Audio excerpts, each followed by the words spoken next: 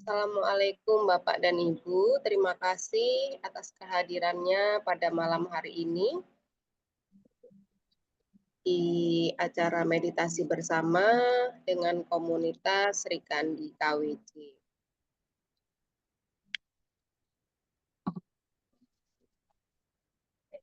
Ini saya pakai HP.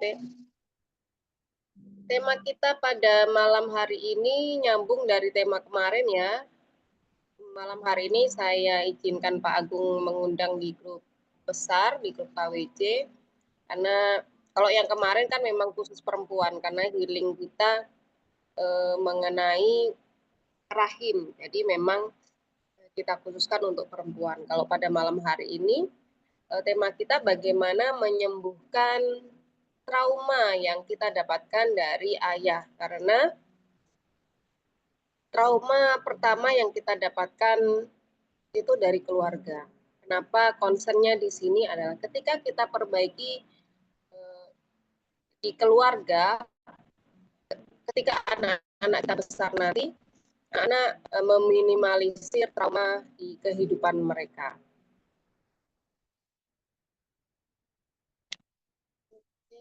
Saya sambil share dulu bentar ya.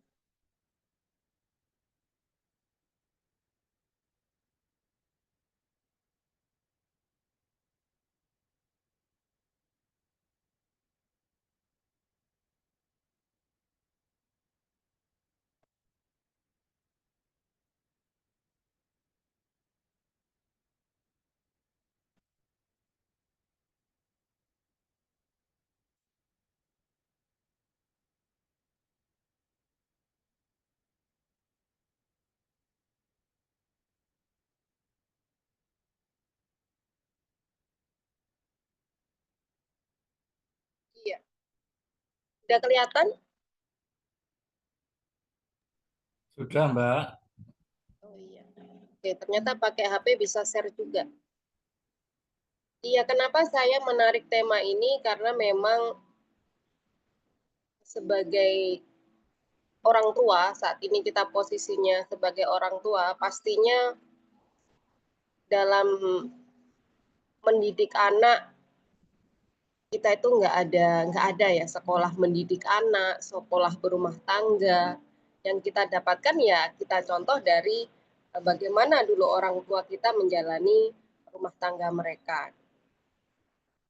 Apakah manis atau penuh drama atau penuh apa, itu yang kita tahu. Akhirnya ketika kita berumah tangga, ketika kita memiliki anak, kita mengadopsi apa yang orang tua kita lakukan ke anak-anak kita. Karena kita tahu, oh begini loh cara mendidik anak, oh begini loh cara memperlakukan anak. Dan biasanya yang paling kena atau rentan trauma itu anak pertama. Kenapa? Karena trial dan error orang tua itu di anak pertama.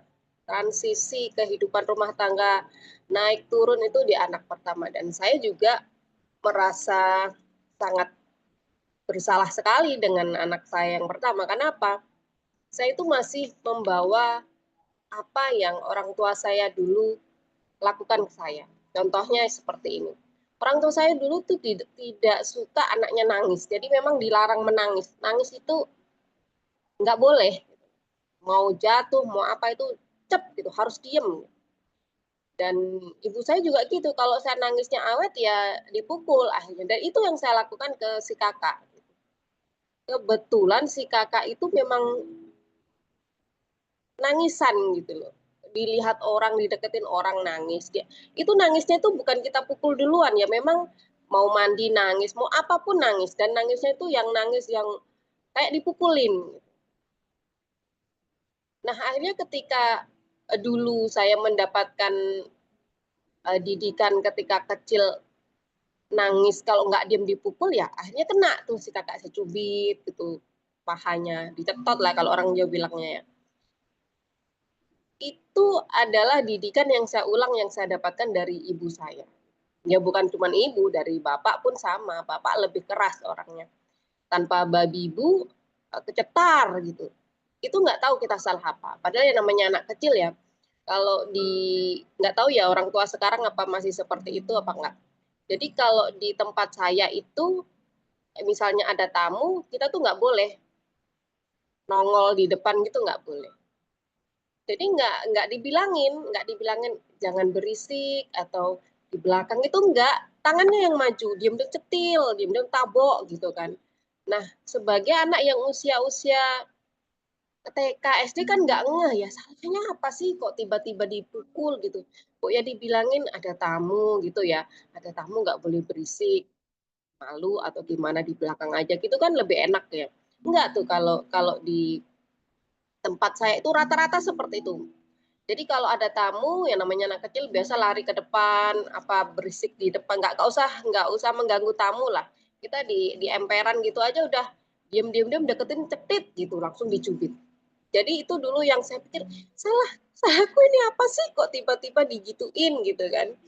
Kok tiba-tiba dipukul. Nah kalau akhirnya di zaman sekarang, ketika saya punya anak pertama itu masih saya perlakukan gaya-gaya didikan VOC ya. Kalau zaman sekarang bilangnya itu didikan VOC. Pokoknya serba kekerasan, serba pukul gitu. Nah, akhirnya di anak kedua, ketiga itu mulai ada perubahan dan saya mulai belajar parenting itu ya sudah terlambat lah. Ibaratnya sudah terlambat. Anak-anak sudah pernah merasakan didikan VOC terlebih dulu. Hanya saya sadari bahwa itu salah. Anak-anak perlu tahu kenapa nggak boleh begini, karena itu akan mengganggu. Nah, akhirnya yang ketiga ini kritis. Yang kedua juga sama kritis. Yang kedua dan ketiga itu kritis.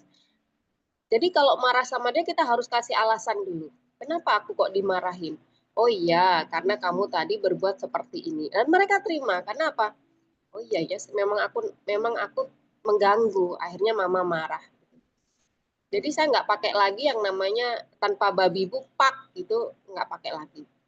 Nah, dampak-dampak yang terjadi ketika kita mendapatkan itu ya ketika kita dewasa nanti, ketika kita punya anak nanti, kita akan melakukan didikan-didikan yang sama. Padahal yang nggak nyaman, saya merasa nggak nyaman. Akhirnya dampaknya apa nih? Ketika saya dilarang nangis,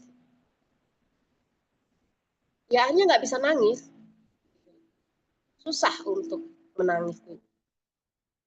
Ketika mendengar keluarga dekat meninggal atau apa sedih gitu. Tapi untuk mengeluarkan air mata itu susah. Bisanya menangis kapan? Bisanya menangis ketika nggak ada siapa-siapa. Karena dari dulu dipaksa kamu nggak boleh nangis. Akhirnya ketika kita nangis kita nyari persembunyian supaya orang nggak lihat, supaya orang taunya kita tegar, supaya orang taunya. Nah itu kan nggak bagus juga. Tuhan itu menciptakan kita sudah include ya sebenarnya. Air mata diciptakan itu bukan nggak berguna. Ketika kamu sakit, merasakan sakit, mengungkapkan rasa sakit itu bisa melalui air mata. Kesedihan misalnya, sedih itu.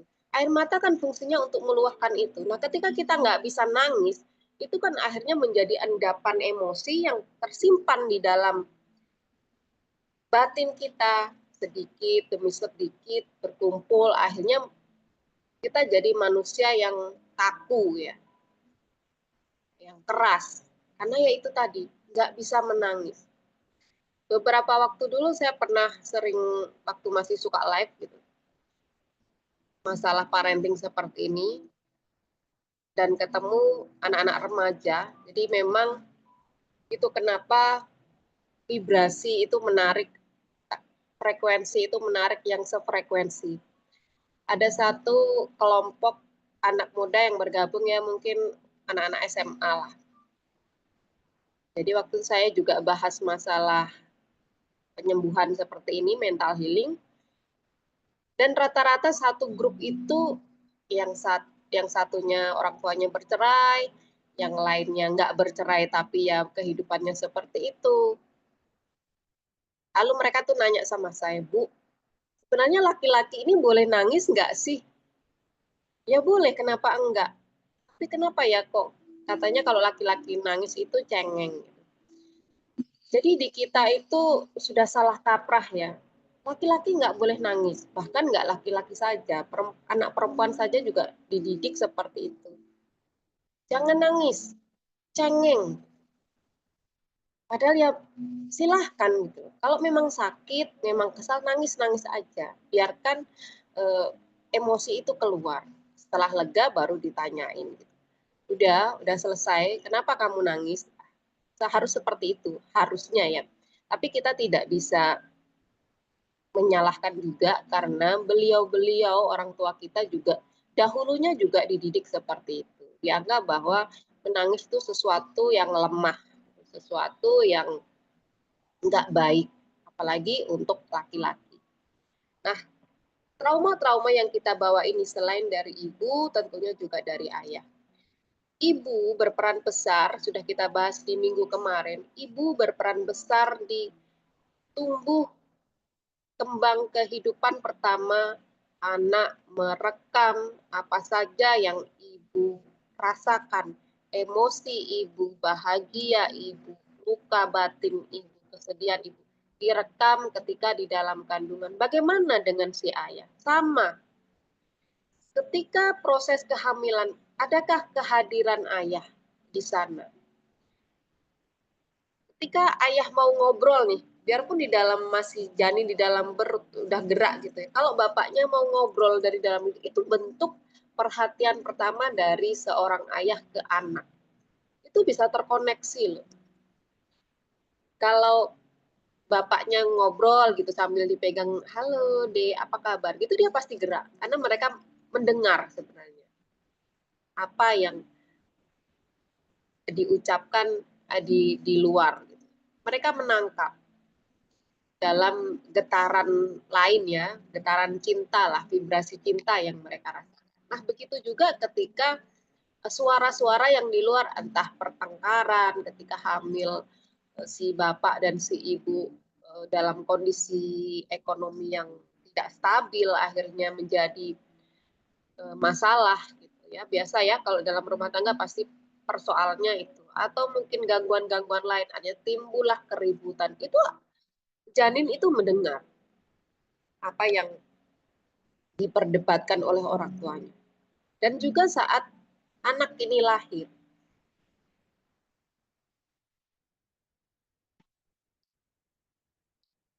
Geser.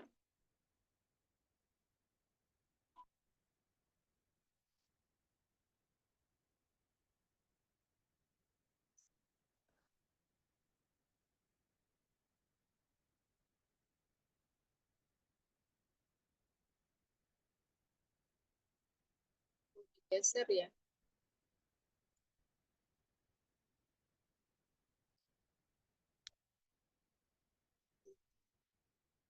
Ya, masih macet.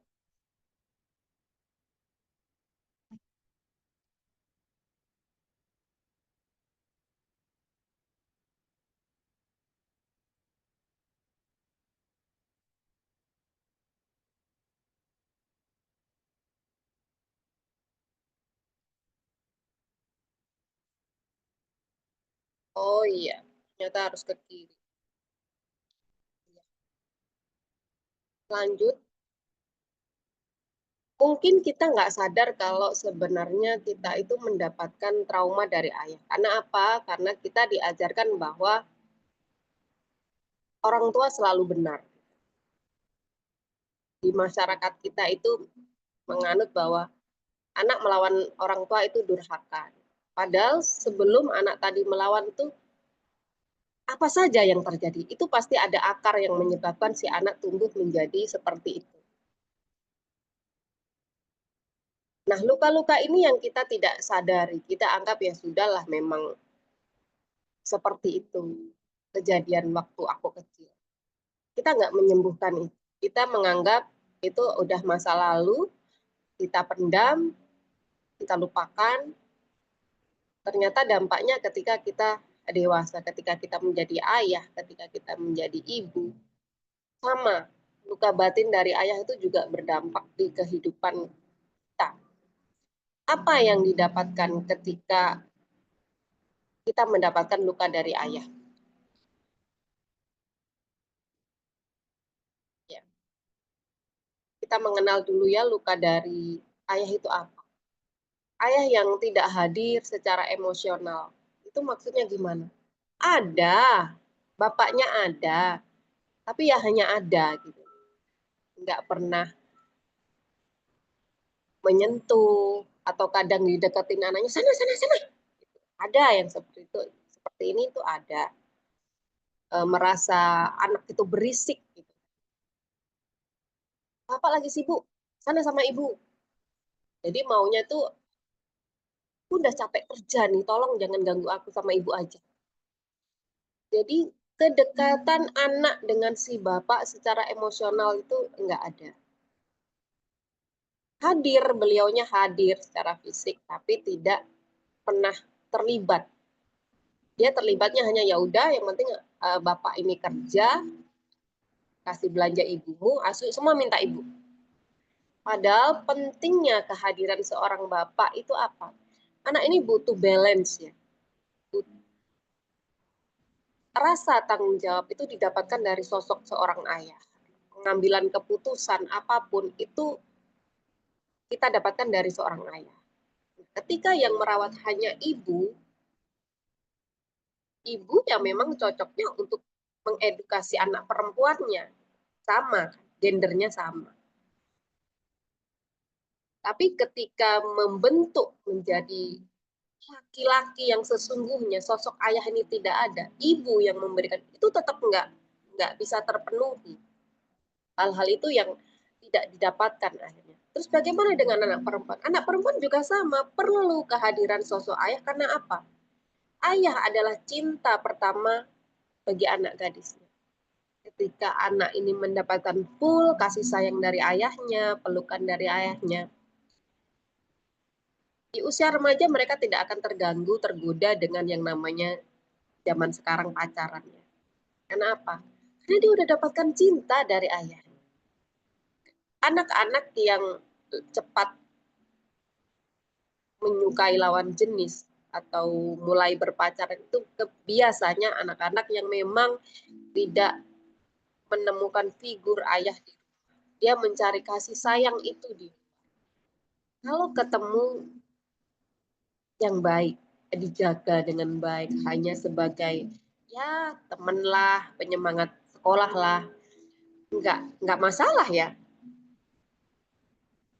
Yang ketemu yang nggak baik ini yang akhirnya bermasalah di kemudian hari, pastinya akan melakukan hal-hal yang di luar waktunya mereka tahu.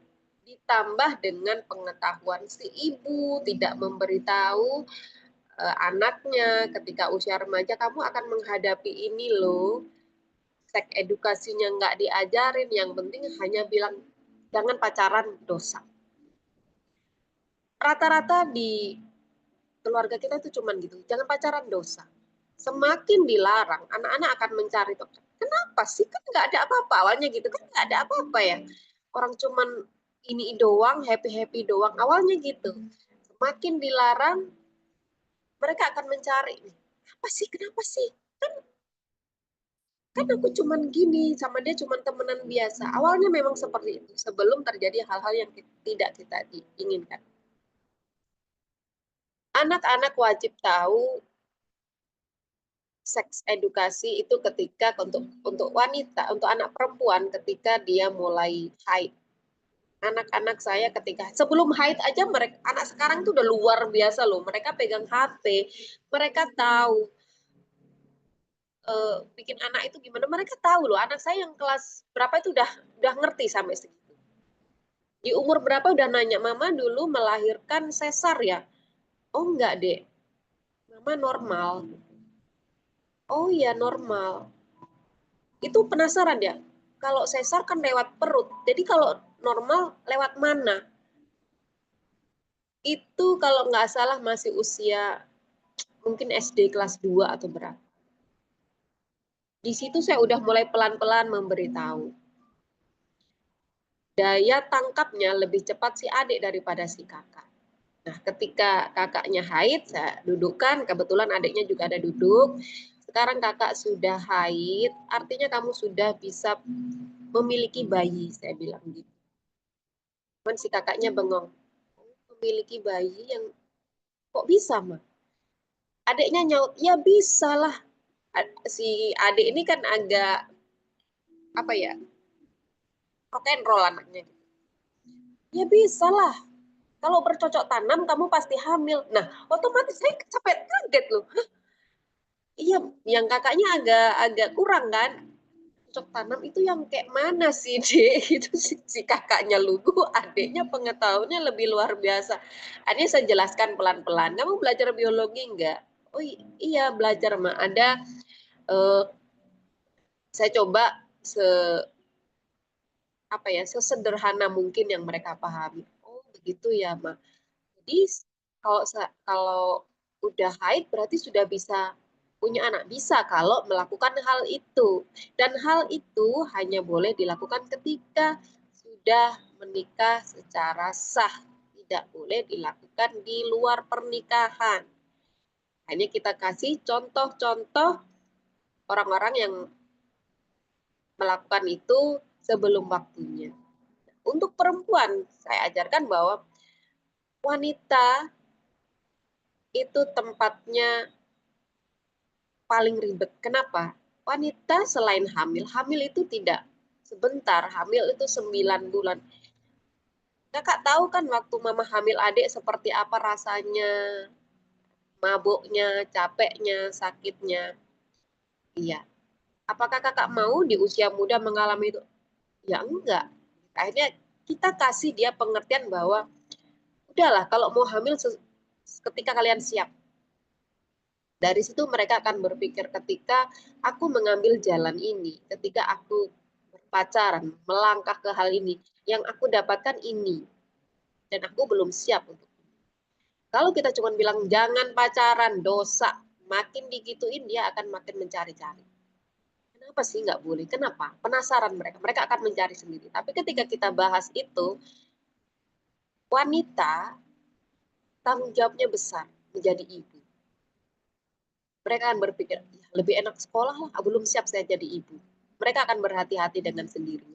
Kalaupun hal itu terjadi, ya itu sudah jalannya.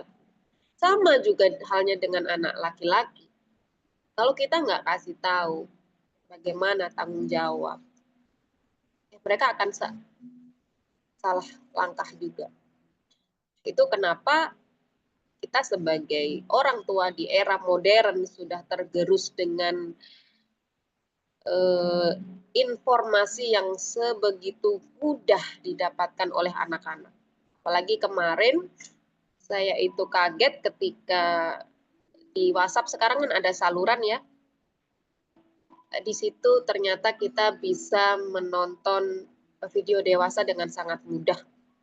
Anak-anak yang kecil punya WhatsApp, HP-nya tolong diperiksa karena sekarang di saluran itu sangat mudah diakses oleh anak-anak kita. Jangan sampai anak-anak kita menonton itu, apalagi mereka belum saatnya tahu hal itu. Karena kemarin ada kejadian anak SD kelas berapa itu melakukan itu, kalau nggak salah di Sulawesi ya, melakukan itu loh, perempuan, cewek, anak perempuannya 1 dan cowoknya 3. Ditanya dapat tahu melakukan itu dari mana? Dari menonton video dewasa. Jadi tolong sekali kita sangat bertanggung jawab dengan anak-anak kita. Masa depan mereka itu di tangan kita sebagai orang tua. Lanjut lagi. Ayah yang keras dan mengontrol. Ya, ini lebih membuat anak-anak takut akhirnya kepada ayah. Enggak ke ayah saja, ibu juga. Yang taunya marah, yang taunya ya mungkin karena permasalahan yang dihadapi, stres, anak rewel atau anak bertingkah sedikit, senjata yang dikeluarkan itu adalah bentakan. Senjata yang dikeluarkan yang paling mudah ke anak adalah marah. Kadang kita lagi kesel sama pasangan yang kena anak-anak. Anak-anak selalu menjadi korban Karena mereka posisinya di posisi yang terlemah. Males ribut sama ibunya, kesel sama ibunya, anak yang kena. Ini sering terjadi ya. Ini sering terjadi. Di yang kelima, ayah yang meninggalkan. Ini untuk kasus-kasus yang memang perpisahan, yang terjadi perpisahan antara kedua orang tua. Ya, ya seperti itu ya. Luka-luka yang diterima anak-anak adalah dari ayah yang abusif. Kadang anak sendiri dibully gitu. Mungkin tujuannya bercanda atau apa. Tapi anak ketika menerima itu, orang tua sendiri loh yang ngebully. Orang tua sendiri yang menjelek-jelekkan anak. Terus mereka itu mau ketemu nyamannya di mana. Bahkan saya ketemu satu kasus ini sangat sedih banget ya. Saya intip dulu.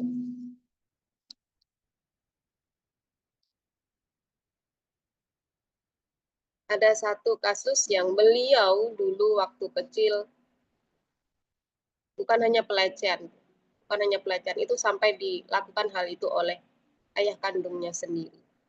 Karena waktu itu masih SD kelas berapa si anak ini tidak tahu kalau dilakukan itu oleh bapaknya. Ketika SMP, si anak ini SMP, dia baru sadar, dia baru ngerti, oh berarti dulu aku digituin sama bapak. Oke. Seorang wanita ini kalau sudah itunya hilang kan merasa tidak berharga. Pada akhirnya dia merasa dirinya nggak berharga, ketemulah dengan pacar lah ya, ketemu pacar, dia cerita, tapi dia nggak cerita kalau yang melakukan itu adalah bapak kandungnya. Aku sudah nggak itu loh, dan menikahlah beliau dengan si orang ini. Sepanjang pernikahan apa yang didapatkan, si suaminya selalu berkata begini, kalau bukan aku yang nikahin kamu, gak ada yang mau sama kamu. Itu sampai beliau punya anak 4. Coba, sepanjang pernikahan itu selalu mendapatkan ucapan-ucapan tidak menyenangkan, KDRT atau apa, pokoknya tidak enak lah. Hingga suatu hari beliau memutuskan, oke, udah nggak sanggup lagi, give up, cerai. Lanjut lagi menikah yang kedua kali. Ini yang disebut mengulang trauma. Anak beliau yang pertama juga mendapatkan hal yang sama dari ayah tiri. Coba bayangkan. Si ibu belum sembuh, menikah lagi, anaknya kena lagi. Ini si anak kalau nggak diselamatkan, nggak disembuhkan lukanya, nanti juga begitu, menikah memilih dengan pasangan yang salah karena merasa dia nggak berharga. Aku udah nggak berharga nih. Udah nggak itu. Menikahlah dengan pria sembarangan, yang penting dia mau. Yang penting orang ini menerima. Dengan segala kekurangan dia. Nggak tahu ya, di Indonesia itu sepertinya harga keperawanan itu sangat luar biasa. Ya, bukan berarti saya pro dengan yang melakukan itu, enggak. Tapi ya dilihatlah kejadiannya itu karena apa. Gitu. Jangan ngawur gitu. Jadi ketika menerima, kalau nggak aku, nggak ada yang mau. Ini kan luar biasa, sudah trauma mendapatkan itu. Ketika menikah harusnya menemukan suami yang menjadi sosok pelindung, justru yang nusuk setiap hari sampai melahirkan anak-anak. Bayangkan saja anak-anak yang dihasilkan dari pernikahan yang seperti itu, seperti apa. Wah, ini dari generasi ke generasi sangat panjang. Sayangnya beliaunya tidak menyadari itu dan tetap mengulang kesalahan yang sama. Ya kita tidak bisa memaksa orang untuk sembuh ya. Satu lagi memang jalannya sudah begitu, yang kedua edukasi, pemahaman juga nggak tahu, terus kurangnya cinta. Ya ini berimbas banyak, kurangnya cinta, kasih sayang dari orang tua, akhirnya dia mencari cinta di luar sana, mencari cinta dari pasangan, ternyata dapatnya pasangan yang salah. Karena apa? Karena dia yang menarik sih sebenarnya, ketika mendapatkan pasangan seperti itu, dia yang menarik. Menarik orang-orang yang seperti ini datang ke kehidupan. Itu sudah. Saya sampai give up karena mau kita kasih saran apapun ya dia akan tetap di sana. Hanya ya sudah jalanin saja. Kuat jalanin nggak? Kuat lambaikan tangan. Kita cuma bisa begitu ya Kak. Karena healing itu pilihan. Anda datang ke seorang konselor apapun itu, bukan konselornya yang nyembuhin, tapi Anda sendiri. Kita sebagai penyembuh hanya menunjukkan jalan. Rawatlah ini, sembuhkan ini, lakukan ini. Keputusan tetap di orangnya. Mau berubah? Enggak, ya enggak. Bukan berarti ketika Anda datang kepada seorang terapis, Anda pasti sembuh, enggak. Terapis itu hanya menunjukkan jalan. Yang jalan ya Anda. Anda mau jalan, selesai. Anda tetap di tempat, ya enggak selesai. Seperti itu ya.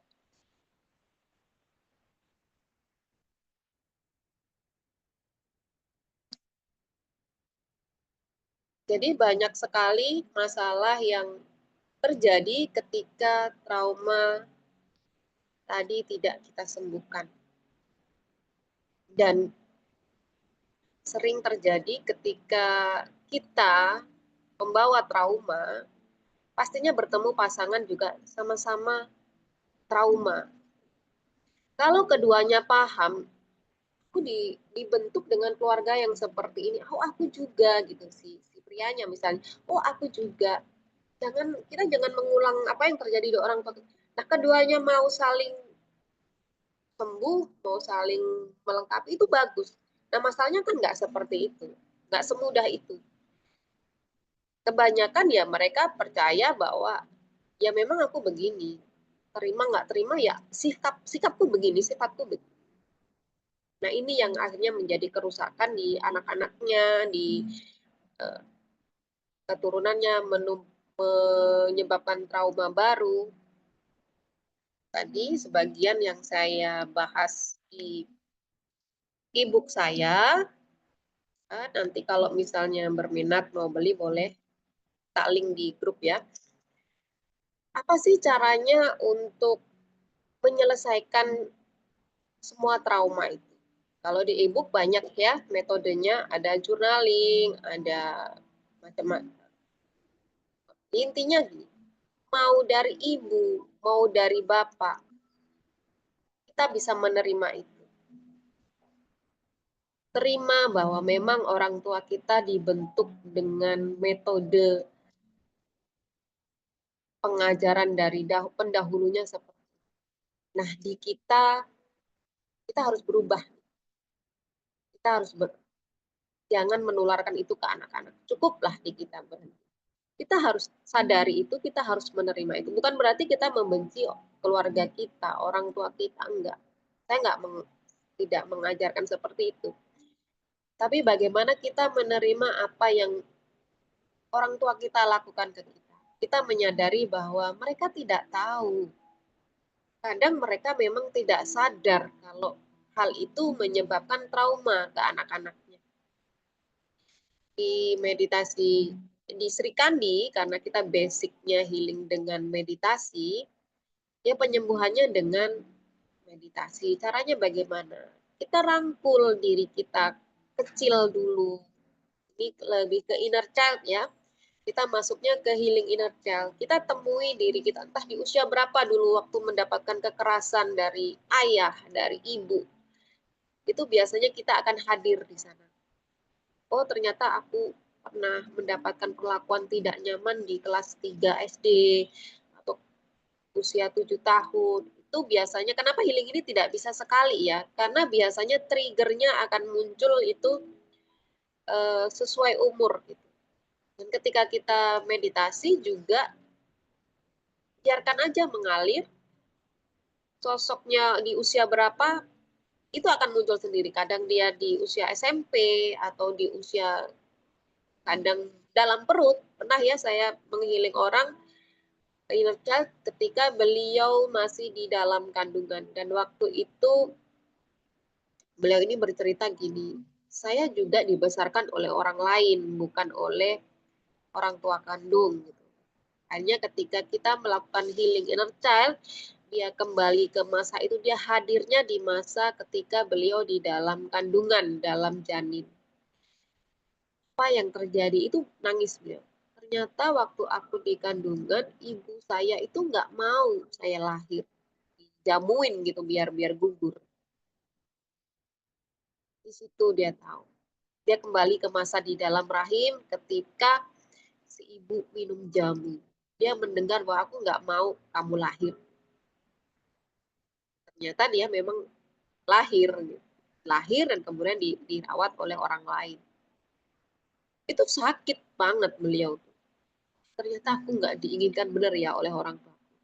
Tapi itulah ya fungsinya tadi dari healing tadi. Beliau menerima, kan kita nggak tahu ya kondisi kenapa si ibu melakukan ini. Mungkin kondisi ekonomi atau disakiti oleh suaminya sampai nggak menginginkan anak ini lah, kita kan nggak tahu ya, kita nggak perlu tahu itulah, yang penting kita tahu bagaimana cara kita menerima itu, memaafkan itu, dan menyembuhkan itu. Yang kedua, bagaimana kita memutuskan energi yang melekat di diri kita, bagaimanapun juga seburuk apapun orang tua kita, darah yang mengalir di tubuh kita adalah bagian daripada ibu dan ayah. Jadi kalau energi ini tidak diputus, dia akan terus terkoneksi dengan kita. Jadi putuskan. Putuskan bukan berarti memutuskan hubungan, tidak. Kita hanya memutuskan energi tidak baik itu tadi. Sama juga dengan ke anak-anak kita. Kita udah terlanjur nih. Kita udah terlanjur memakai didikan VOC tadi. Kita udah terlanjur memberi luka ke anak-anak. Saya tuh sampai sekarang masih sering minta maaf ke anak-anak saya loh. Maafin mama ya karena belum bisa menjadi ibu yang baik. Gitu. Walaupun kita meminta maaf, apakah anak-anak kalau enggak? Sama seperti kita memaku kayu ya. Kita minta maaf, kita cabut pakunya, tetap ada bekas di sana. Tapi setidaknya mengurangi rasa, oh mama aku peduli kok sama aku. Beliau melakukan ini karena kondisi beliau saat itu sedang tidak baik-baik saja. Nah, seperti itu. Sama juga kondisi ayah mungkin ketika melakukan itu ke kita juga kondisi beliau sedang tidak baik-baik saja. Kita harus pahami itu. Ketika kita sebagai menjadi orang tua, kita paham bahwa kita pernah di kondisi yang seperti itu. Yang akhirnya kita hanya bisa marah ke anak-anak. Nah, fungsi yang kedua, healing energi ini adalah bagaimana kita memutuskan energi. Setelah memutuskan energi kita dari orang tua, kita putuskan juga ke anak-anak kita. Kita kirimkan juga energi ke orang tua kita supaya beliau juga sembuh dari luka yang beliau dapatkan dari ayah beliau, dari orang tua beliau. Tugas kita adalah penyembuh. Kita yang sadar hari ini kenapa kehidupan kita seperti ini. Sebenarnya kita itu bagian penyembuhnya di dalam keluarga. Gak semua dari anak-anak dari satu keturunan itu yang sadar dengan ayo kok seperti itu, mungkin dari 4 itu hanya satu, dari 4 anak itu hanya satu, dan memang itu tugasnya. Ketika yang sadar ini tugasnya untuk menyembuhkan itu tadi trauma antara dia dengan keluarganya, antara dia dengan anak-anaknya. Jadi pemutus. Jadi dalam satu keluarga pasti ada satu bagian pemutusnya. Oke, baik. Sebelum kita meditasi, ada yang mau ditanyakan?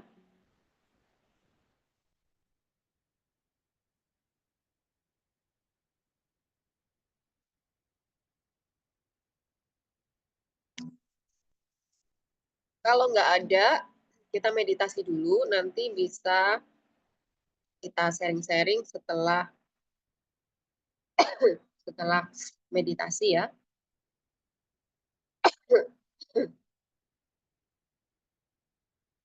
Baik, silakan ambil posisi yang nyaman. Jangan lupa siapkan air minumnya terlebih dahulu.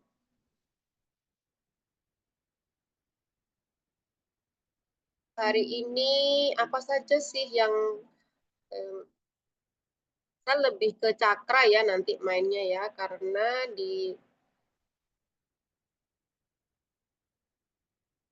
untuk trauma dari ayah ini cakra dasar itu masuk, terus DNA ya. Cuman DNA nanti saya pakai energi aja deh. Saya suntiknya pakai energi aja. Seperti biasa, meditasi saya combine seperti hipnoterapi. Ada afirmasi yang nanti bisa diucapkan dalam hati. Fungsinya adalah untuk menyembuhkan diri Anda dan juga orang tua dan keturunan kita.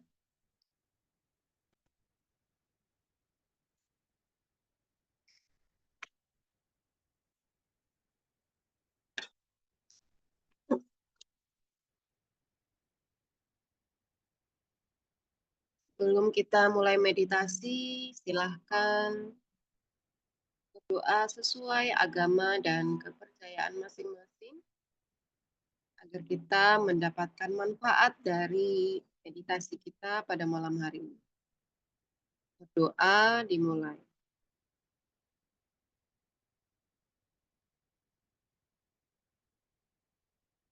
Doa,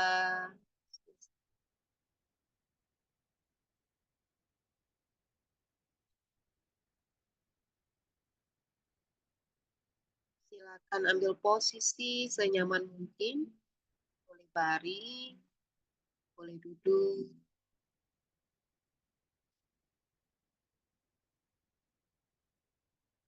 Tarik nafas yang dalam melalui hidung dan hembuskan perlahan melalui mulut.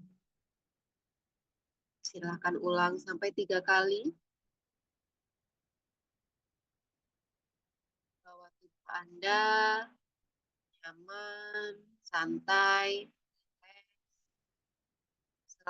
Sekarang silahkan pejamkan mata Anda. Nikmati saja nafasnya. Saat Anda menarik nafas, setiap tarikan nafas membawa ketenangan. Dan saat menghembuskan nafas, niatkan untuk mengeluarkan segala luka, kanan, atau kenangan yang berat, atau hal-hal yang hari ini Anda temui.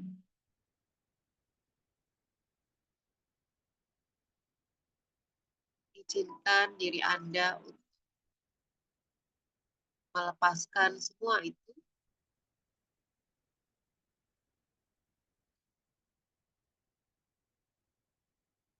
bahwa tubuh Anda nyaman dan rileks. Lemaskan otot wajah, otot leher, otot pundak, tangan, kaki, bahwa tubuh Anda nyaman dan rileks. Semakin Anda menarik nafas, Anda semakin nyaman, semakin rileks, semakin tenang. Izinkan saya mengirimkan energi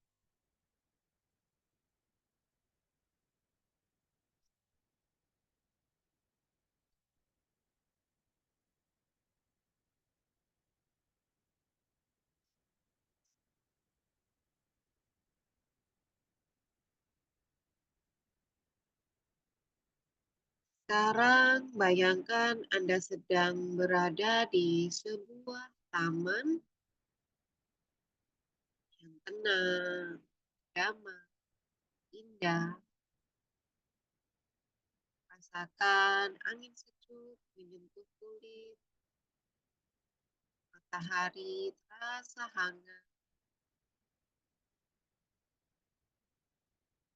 dan semerbak aroma bunga buat Anda semakin nyaman, semakin damai, semakin tenang. Perhatikan di depan sana muncul sosok anak kecil datang mendekati Anda.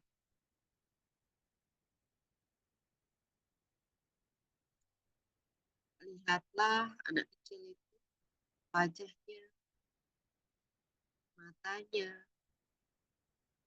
caranya berdiri. Itulah diri Anda dulu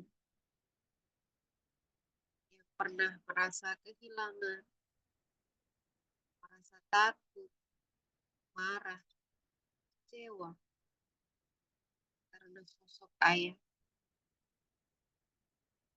Sekarang Anda datangi dia, peluk dia, lalu katakan dalam hati, maaf ya,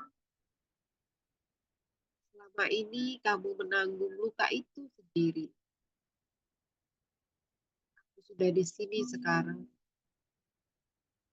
Aku akan menjaga dan mencintaimu. Ayah mungkin tidak tahu caranya hadir, tapi itu bukan salah.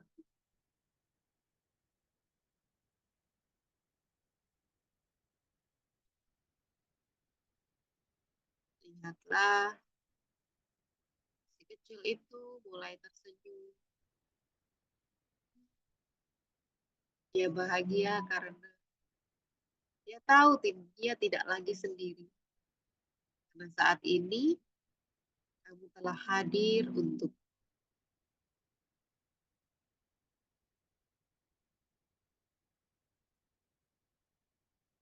peluk dia, belai punggungnya, kepalanya,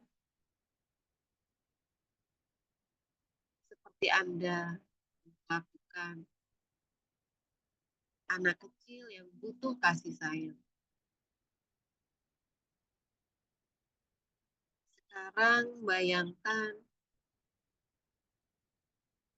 sosok ayah Anda hadir di kejauhan.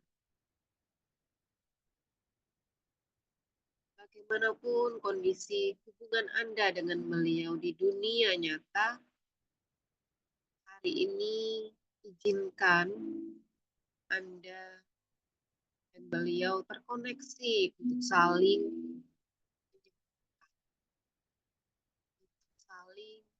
menerima, untuk saling memaafkan. Bayangkan cahaya terang dari langit menyelimuti Anda, si kecil Anda, dan juga ayah Anda. Cahaya ini adalah energi yang membawa pemahaman, kebebasan, dan energi cinta.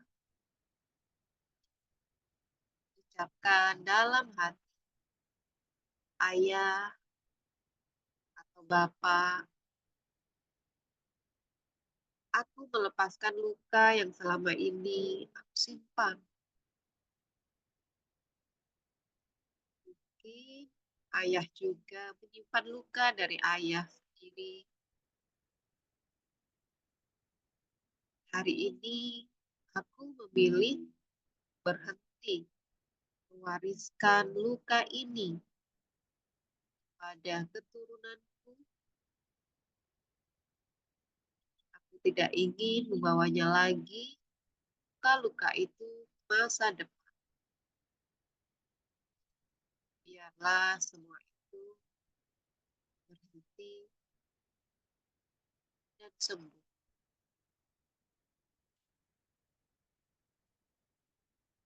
Bayangkan cahaya yang hadir di sana bersihkan luka di antara Anda, ayah Anda, dan juga si kecil Anda. Rasakan cahaya itu menjadi cahaya kedamaian. Rasakan di jantung Anda dapat ruang yang tadinya begitu penuh dengan rasa sakit, marah, dendam. Hari ini cahaya itu sudah menghapus luka Anda. Sudah menghapus sakit. Rasakan di pusar Anda yang tadinya mungkin terasa begah, sekarang terasa lebih nyaman.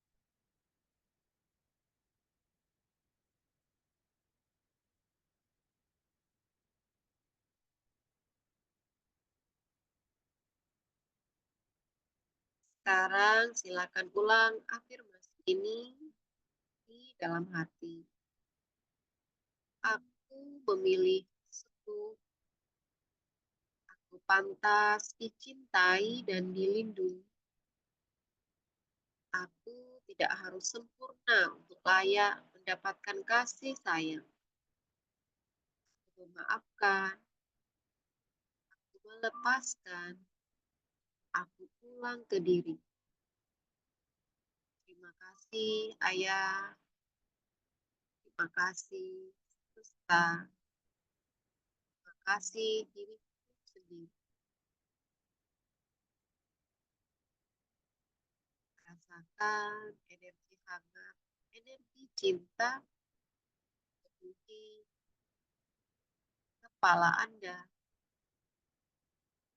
tenggorokan Anda, jantung Anda, pusar Anda.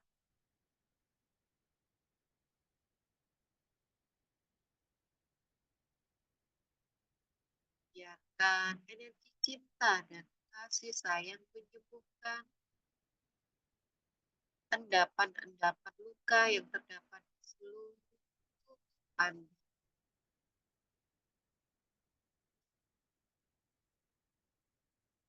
Sekarang berikan pelukan terhangat untuk ayah Anda. Ucapkan terima kasih ayah.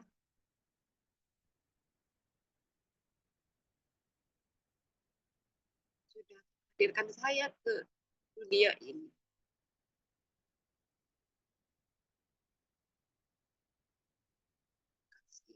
Terima kasih. Biarkan bayangan ayah Anda perlahan hilang. Juga biarkan si kecil Anda perlahan hilang. Saat ini tinggal Anda dalam damai, dalam tenang. Peluklah tubuh Anda sebagai bentuk cinta dan perlindungan.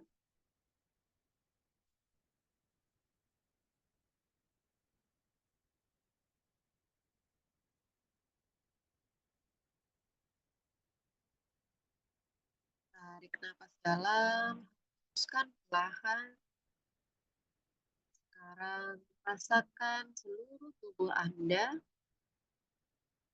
Sadari kembali sekitar Anda. Sadari suasana di ruangan Anda saat ini. Gerakan jari tangan dan jari kaki.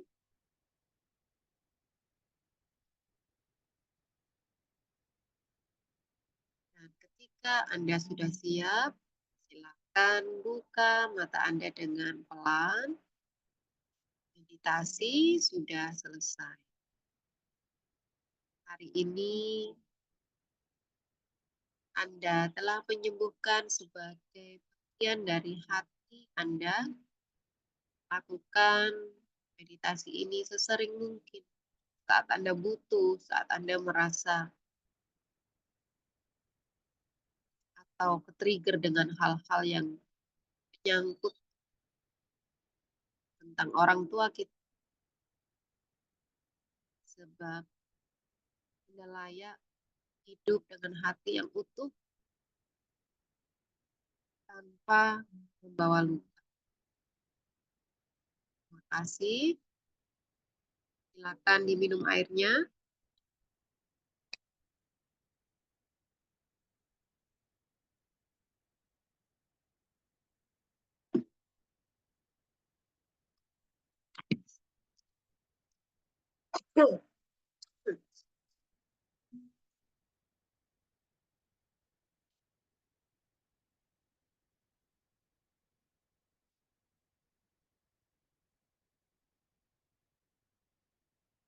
Kok lebih berat malam ini ya daripada malam kemarin?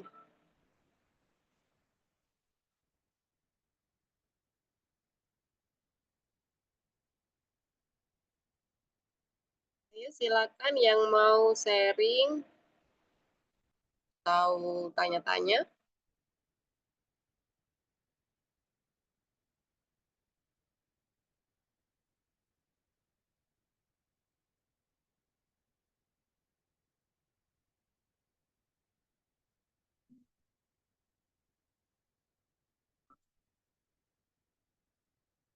Ibu Emi, bagaimana?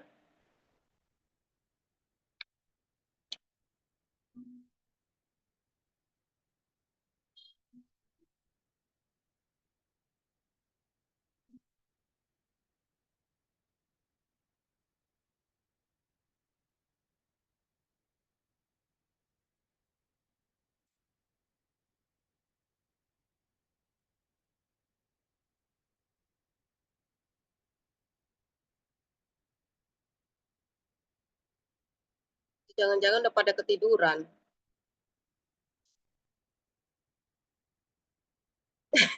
Ngantuk banget tadi. Audio saya kedengaran nggak sih? Kedengeran kok, Mbak. Oh, kedengaran ya? Dengar, Mbak Win. Iya, memang sengaja dikasih gitu biar biar biar ngantuk.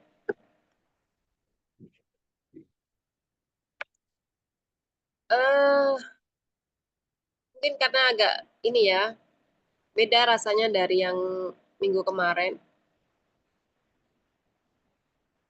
Ada yang berat kayaknya. Nggak apa-apa ya.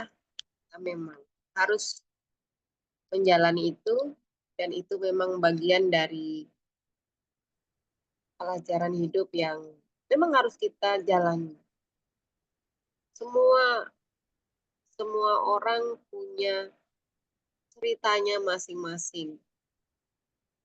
Oh, putus-putus ya?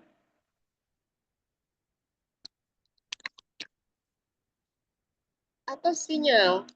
Iya, sinyal saya. Oh, enggak sih. Penuh di sini. Di saya jelas kok, Mbak, lancar. Oh, mungkin berarti di Ibu Emi sinyalnya lagi gangguan ya.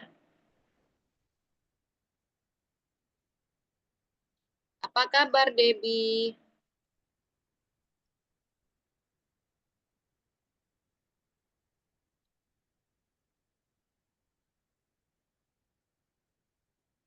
Putus suaranya. Saya udah pada ngantuk nih. Baik, kalau nggak ada yang ditanyakan atau disaringkan, Pak Agung mau menambahkan? Enggak, Mbak. Oke, kalau Monggo enggak dilanjutkan itu nanti. kita akhiri saja ya meditasi kita pada malam hari ini biar langsung istirahat. Nanti dipakai tidur, jadi afirmasi yang tadi bisa berjalan. Baik, terima kasih atas kehadirannya pada malam hari ini. Semoga kita semua bisa bangkit dari luka-luka yang kita terima di masa lalu. Mari kita membuka lembaran baru, hidup lebih bahagia, jadi orang tua yang lebih baik dari orang tua kita dahulu, ke anak-anak kita, memutus rantai trauma ya. Anak-anak kita lebih tumbuh menjadi generasi bebas trauma karena ini kenapa sangat penting kita ini membentuk peradaban ya.